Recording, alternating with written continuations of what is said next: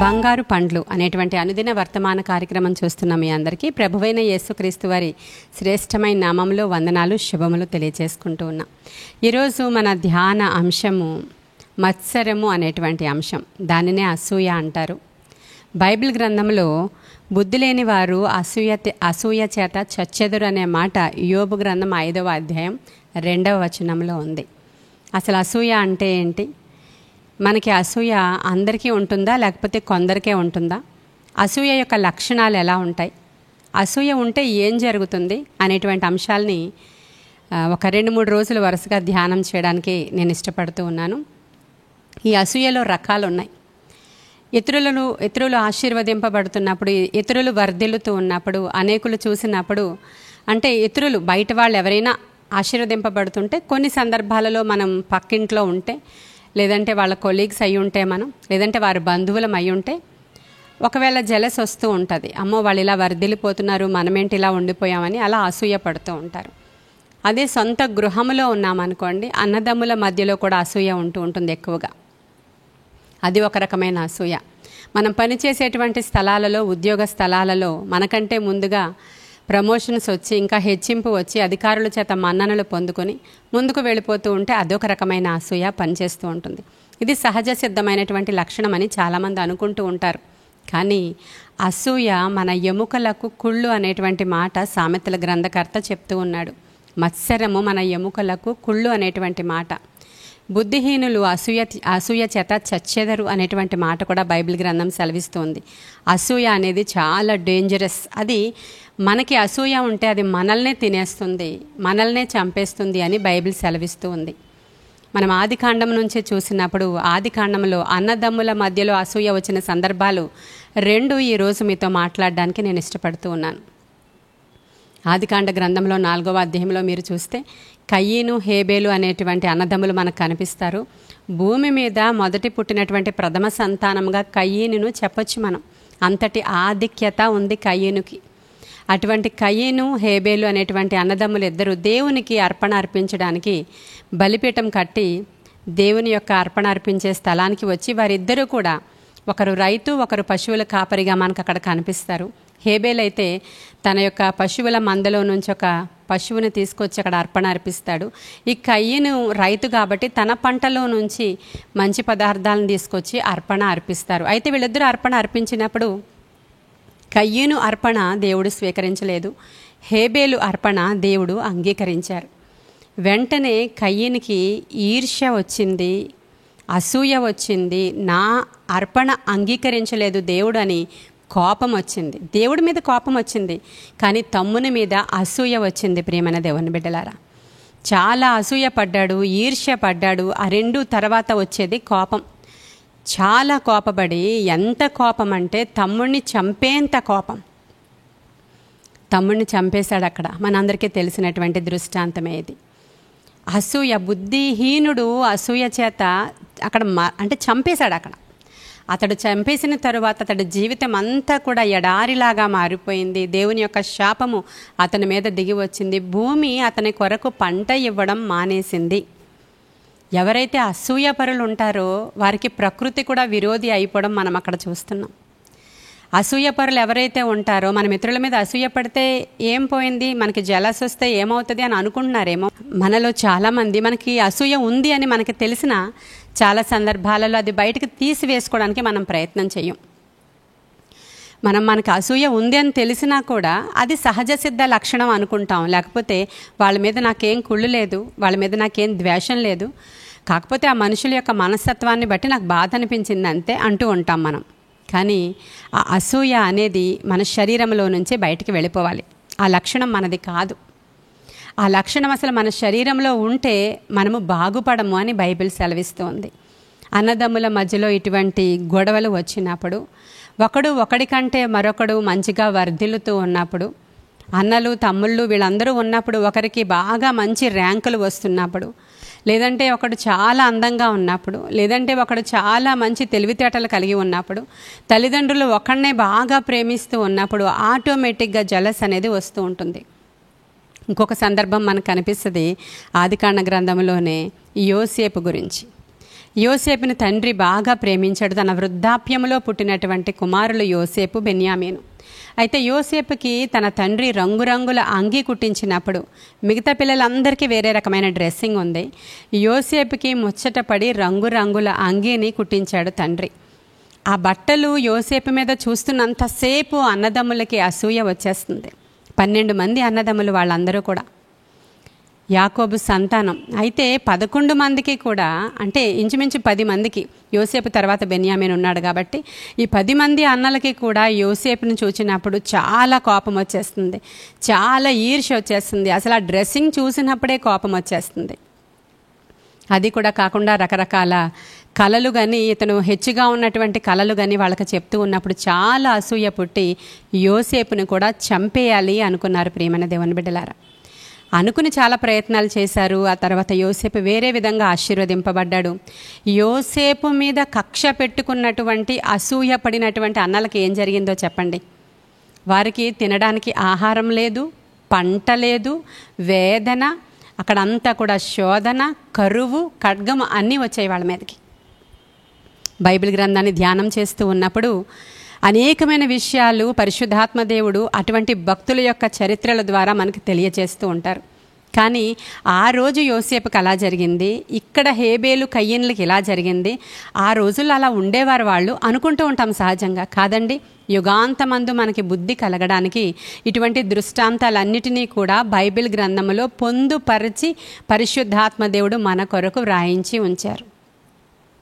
ఒకవేళ వినుచున్నటువంటి మీలో అన్నదమ్ముల మధ్యలో, అక్క చెల్లెళ్ళ మధ్యలో నీకంటే ఆస్తిలో భాగము నీ చెల్లెలకి ఎక్కువగా వెళ్ళిపోయిందని, ఆడపిల్ల అయ్యుండి తనకెందుకు అంత ఎక్కువగా అమ్మా నాన్నలు ఇవ్వాలి అని, లేదంటే అన్నకు అంతా ఇచ్చేశారు నాకేమీ ఇవ్వలేదు కట్నం తప్ప అని, ఇటువంటివి అనేకమైనవి మన ఇండియాలో ఇటువంటివి ఎక్కువ వ్యవహారాలు ఉంటూ ఉంటాయి.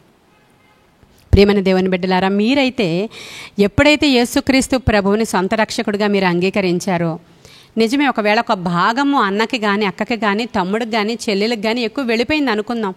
తల్లిదండ్రులు కూడా కొన్ని సందర్భాలలో పక్షపాతం చూపిస్తూ ఉంటారు. కొన్ని సందర్భాలలో గమనించాలి. అందరు తల్లిదండ్రులు నేను అనడం లేదు. ఇప్పుడు యాకోబు కూడా ఎలా అయితే ఒక్క కుమారుడికి రంగురంగుల అంగీ తొడిగి మిగతా వాళ్ళకి మామూలుగానే ఉంచాడు, అక్కడ కొంచెం పక్షపాతం కనిపిస్తుంది కదా మనకి. ఇలా ఒకవేళ తల్లిదండ్రులు ఎవరైనా పక్షపాతం చూపిస్తూ ఉంటే, నీవు గనుక యేసుక్రీస్తు ప్రభువారిని సొంత రక్షకుడుగా అంగీకరించిన వాడవైతే, అంగీకరించిన దానవైతే, ఆ యొక్క మత్సరం అనేది నీ శరీరంలో నుంచి తీసేయి, నీ మైండ్లో నుంచి తీసేసి ఎక్కువ ఇచ్చినా పర్వాలేదు. ఈ తండ్రి కంటే నా తండ్రి చాలా ఐశ్వర్యవంతుడు అని ఎప్పుడైతే నీకు ఆలోచన వస్తుందో, నీకు విశ్వాసం కలుగుతుందో, వెంటనే నీవు ఆశీర్వదించబడడం చూస్తావు నువ్వు. ఇది బైబిల్ చెప్తున్న సత్యం. నిజముగా అసూయ అనేది అది బుద్ధిహీనులకు ఉంటుంది. వాళ్ళు దాని చేతే చచ్చిపోతారంట. అంటే వాళ్ళ జీవితంలో అన్ని విషయాలలో కూడా దుర్భరం అయిపోతుంది. ప్రియమైన దేవుని బిడ్డలారా, ఇప్పుడు యోసేపు యొక్క అన్నదమ్ముల యొక్క పరిస్థితి చూసారా మీరు? కరువు, ఖడ్గం వచ్చింది వాళ్ళ మీదకి, దుస్థితి వచ్చింది. అయ్యో మాకు ఆహారం కావాలని దేశాలు పట్టుకుని తిరగాల్సిన పరిస్థితి వచ్చింది. ఆ యోసేపుకి వాళ్ళు ఆ పని చేసిన మొదలు వాళ్ళలో మనస్సాక్షి వాళ్ళని గద్దిస్తుంది. ప్రశాంతమైన జీవితం వాళ్ళకు ఉండదు. ఎంతటి మొండి వ్యక్తులైనా. కయ్యను ఎలా తిరిగాడు? దేశ దిమ్మరి అయిపోయాడు అని వాక్యం సెలవిస్తోంది. దేశ దిమ్మరి. మరి ఈ యొక్క యోసేపు అన్నదమ్ములు కూడా అలాగే కదా తిరిగారు దేశాలు పట్టుకొని. ఒకసారి ఆలోచన చేయండి. ఒకవేళ మీ అన్నదమ్ముల మధ్యలో, అక్క చెల్లెళ్ళ మధ్యలో ఈ ఆస్తి గొడవలు, పంపకాల గొడవలు, గృహాల నిమిత్తమై కొట్లాడుకోవడం, లేదంటే చిన్న చిన్న విషయాలకు అలిగి మీ తమ్ముడి పిల్లలు చాలా ఆశీర్వదింపబడుతున్నారు, వాళ్ళకి ఉద్యోగాలు వచ్చేసాయి, మీ చెల్లెల పిల్లలకి ముందుగా పెళ్ళిళ్ళు అయిపోయినాయి, వారికి బిడ్డలు కలిగేశారు, వాళ్ళకి మంచి భర్తలు వచ్చారు, ఇలాంటి విషయాలలో అసూయ పడిపోయి వాళ్ళ మీద జెలస్ అయిపోయి వారి గురించి మాటిమాటికి మాట్లాడుకుంటూ వాళ్ళల్లో ఏం లోపాలు ఉన్నాయో అవి హైలైట్ చేసుకుంటూ థర్డ్ పర్సన్కి మీరు చెప్పుకుంటూ గనక ఉంటే ఈరోజు ప్రభువుని క్షమించమని మీరు అడగాలి.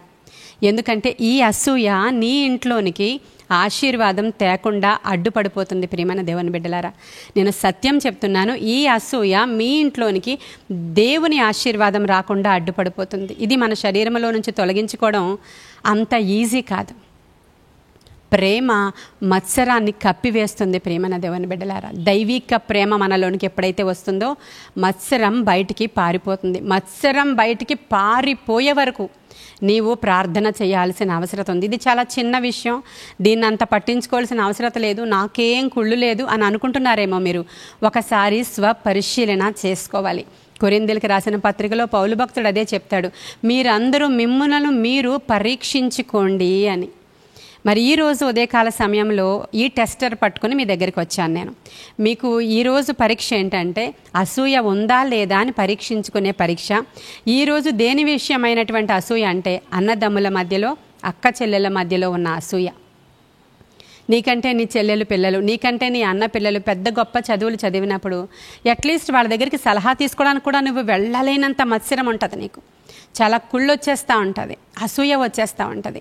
దీని చేత మనము ఏడవబడుతున్నట్లయితే ఈరోజు కన్ఫెస్ చేసుకుందాం, పశ్చాత్తాపపడండి. అయ్యా మాకు ఇది వద్దు, మేము ఈ లక్షణాన్ని ద్వేషిస్తున్నాం. ఇప్పటివరకు ఇది సహజ సిద్ధమైన లక్షణం అనుకున్నాం, కానీ సహజ సిద్ధం కాదు, ఇది చాలా చాలా దౌర్భాగ్యమైన స్థితి అని దైవజనుల ద్వారా ఈరోజు మేము గ్రహించామని. ఒకవేళ పరిశుద్ధాత్మ దేవుడు మీతో మాట్లాడితే గ్రహించి నేను వాక్యం చెప్తూ ఉండగానే దాన్ని విడిచిపెట్టుకోండి. ఒకవేళ కానీ మీ మీద ఇతరులు అసూయ పడుతున్నారు అనుకోండి, మనకి ఏమి అసూయ తాలూకా లక్షణాలు వచ్చి మన మీద మనల్ని డిస్ట్రాయ్ చేయడానికి దేవుడు అవకాశం ఇవ్వడు. అటువంటి వారి దగ్గర నుంచి మనల్ని ప్రొటెక్ట్ చేయడానికి దేవుని యొక్క రక్తము మన గృహము మీద నిలబడి ఉంటుంది.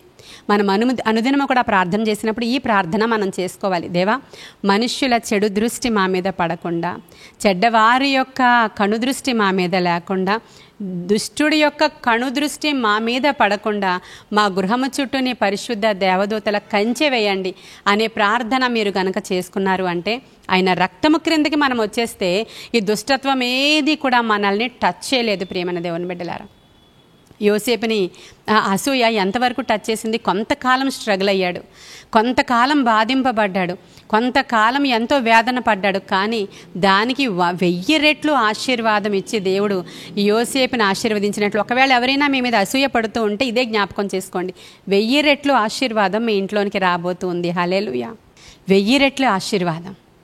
నిజంగా చెప్తున్నాను నేను. ఈరోజు దేవుని యొక్క జీవగ్రంథంలో ఇటువంటివి అనేకమైనవి మనం చూస్తాం. రేపటి దినాన మరి మన ఉద్యోగంలో అసూయ పడేటువంటి వారి విషయంలో దేవుడు ఏ విధంగా చేస్తాడు అనే అంశాన్ని ధ్యానం చేసుకుందాం.